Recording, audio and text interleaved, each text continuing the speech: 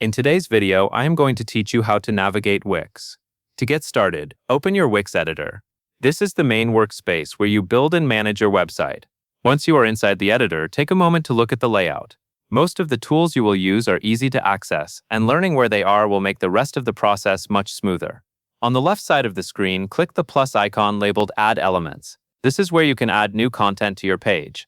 From here, you can drag and drop items like text, images, buttons, and full sections directly onto the page. This tool is one of the most important parts of the Wix editor because it lets you visually build your site without needing to code anything.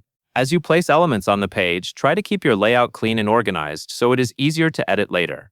Next, click on any existing element on the page. When you do, a floating menu will appear nearby. This menu allows you to edit the content, adjust the layout, or change the design of that specific item. For example, you can update text, replace an image, or modify the style of a button. This is how you fine-tune the look and feel of your site. If something does not look right at first, that is normal. Small edits here can make a big difference.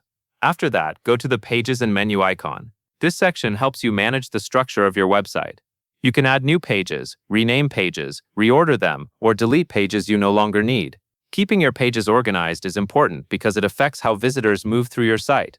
A clear page structure also helps you stay organized while building.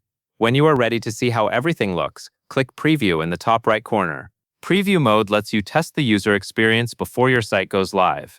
This is a good time to check the layout, read through your content, and make sure everything feels polished and easy to navigate. Once you are happy with the result, click Publish to make your site live. This final step puts your website online so others can visit it.